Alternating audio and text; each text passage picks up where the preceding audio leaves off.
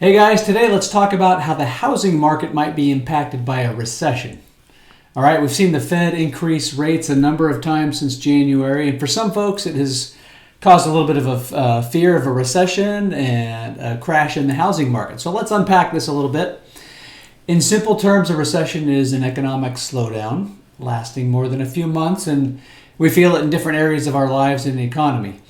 But historically, it has been widely accepted that two consecutive quarters of negative growth equals a recession.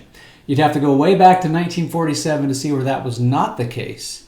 Every time since then, a recession has been called when we've experienced those two negative quarters. So what about mortgage rates, interest rates, right? During the past 5 recessions, mortgage rates have decreased an average of 1.8% from the peak rate that was seen during the recession to the trough of that recession. So we want to keep an eye out for signals that we're reaching the peak rate. Remember, during inflation, rates typically rise quickly like an elevator to slow inflation, and then they lower slowly like an escalator to stimulate the economy again when it's appropriate. Okay, so let's keep that in mind. What about home prices? Well, they've skyrocketed the last 2 years, and some folks worry about a crash ahead, right? But the data and the fundamentals of the market do not support that. Let me explain why. Back in 2008, we had the big housing crash. Why did that happen?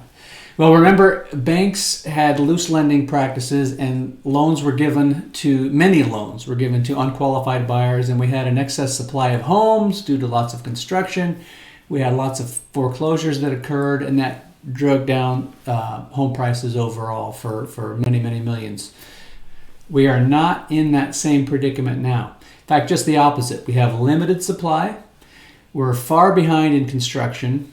We have tons of demand out there for homes. So we're in a very different situation than we were back in 2008 and the period leading up to that crisis year. So here's the key takeaway. A recession does not equal a housing crisis. In fact, in 4 of the last 6 recessions, prices rose. But we do expect the rate of price increases to slow down, okay? To moderate, to decelerate. All right?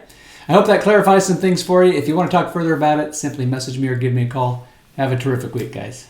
Bye-bye.